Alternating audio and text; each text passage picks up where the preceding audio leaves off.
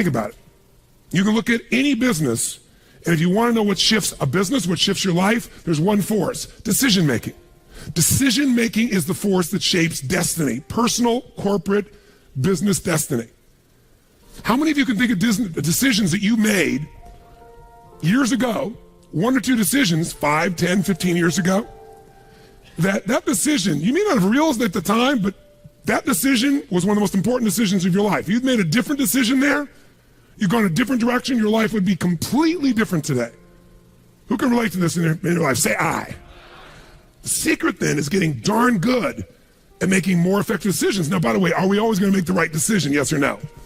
Absolutely not. No way in a million years. But most people don't have the guts to make the tough decisions because they want to make the right decision, so they make no decision. And that's a decision. Isn't it true? And what happens is the world takes them over. So decision-making is the power. Now, there's 3 decisions you're making every moment of your life and of your business.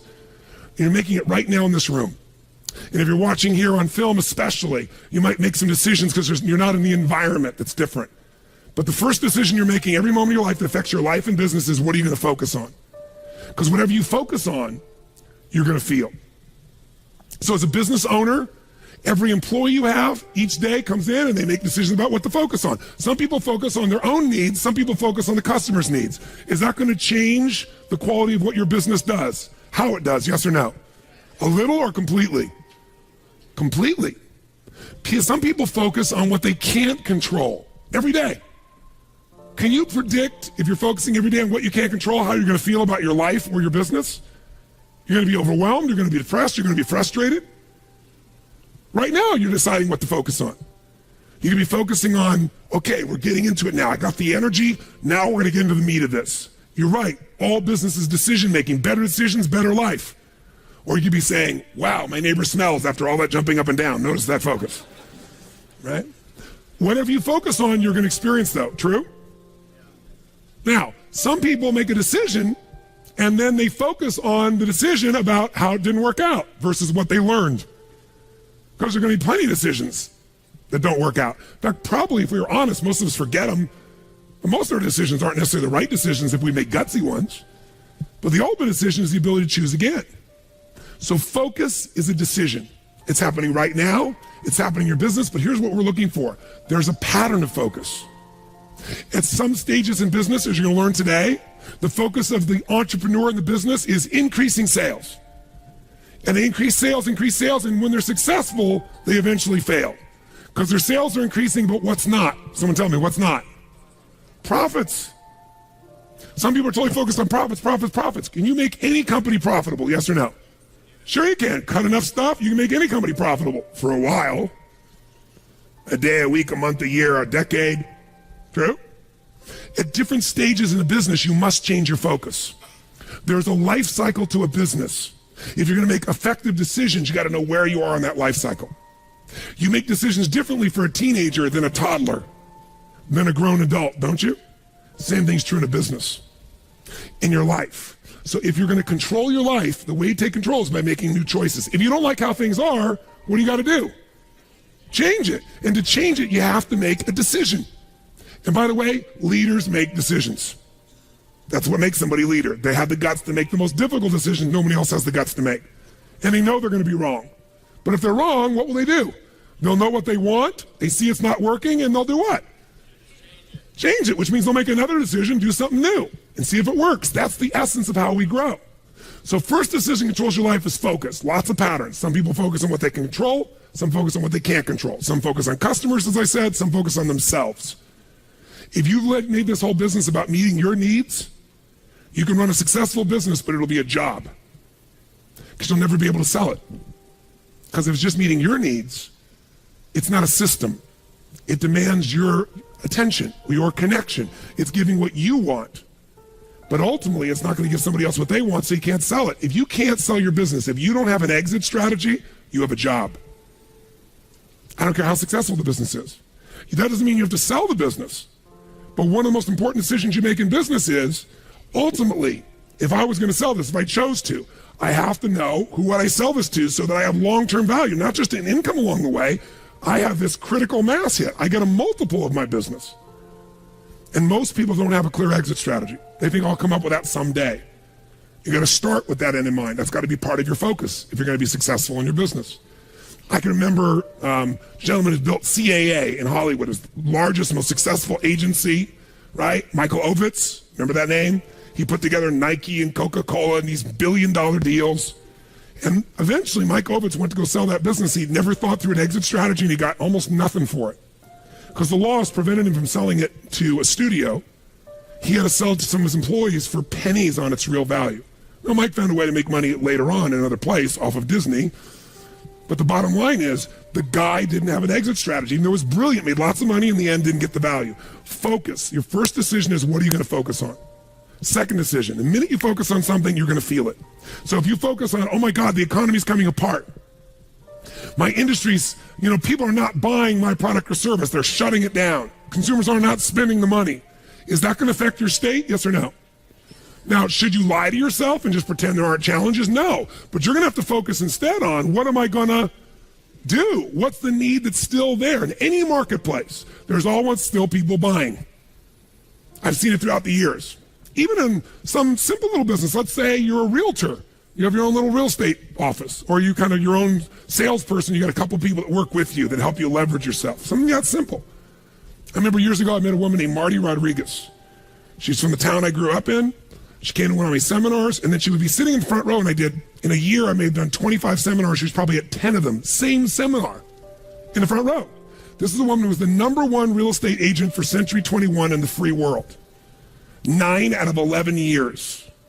I watched her in good times make money, in the worst times make money.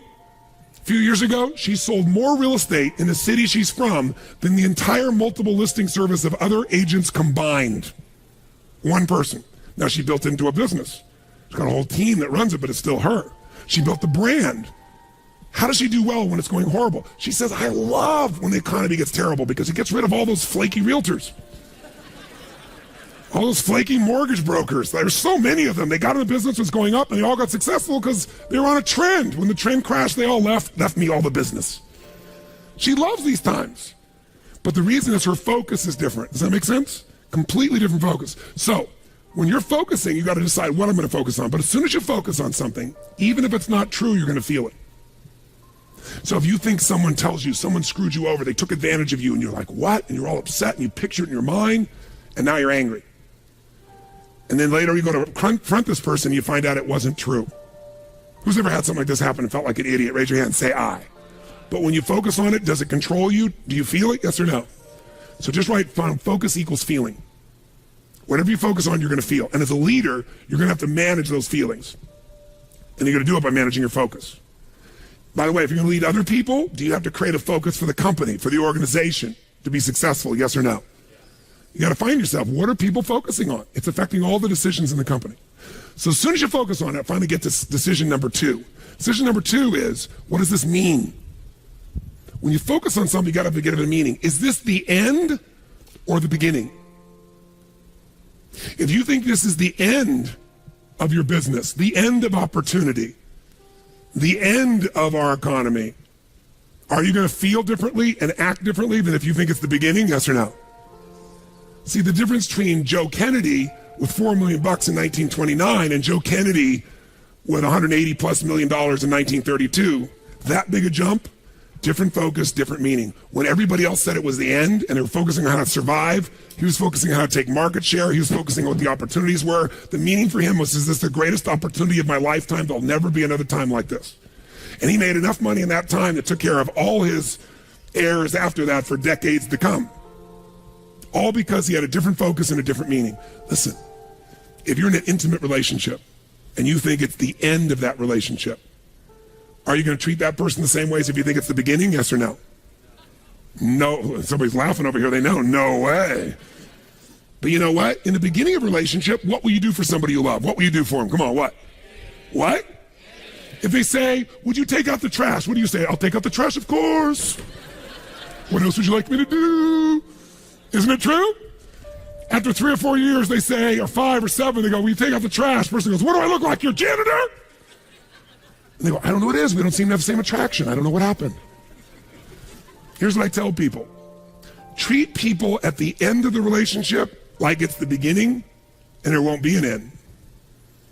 And that's not just your intimate relationship. What if your customers, what if you fell in love with your customers, with your clients, more than your product, more than your company? If your entire life was about meeting their needs, if you would do what for your customers and clients, you would do what? If you love your customers and clients, you do anything, guess what? They're gonna love you.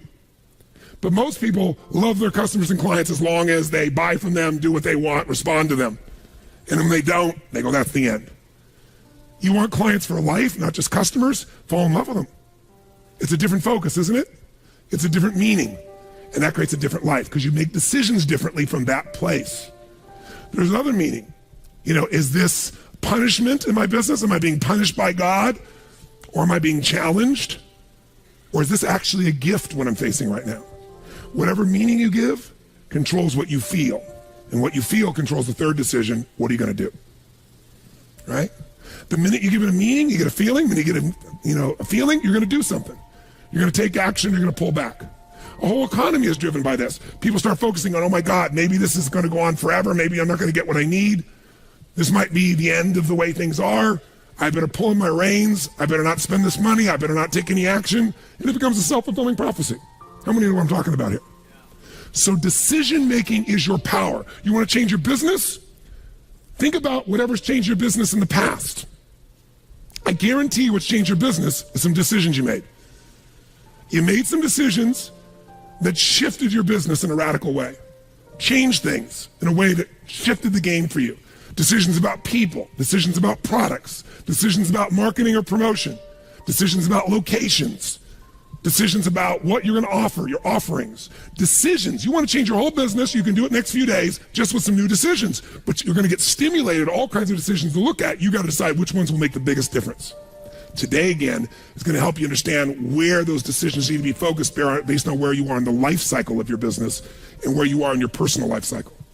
By the way, do you make decisions differently? Do you look at time differently when you're 20 than when you're 30, than when you're 40, than when you're 50, than when you're 60, than when you're 70, yes or no? It'll affect your decisions.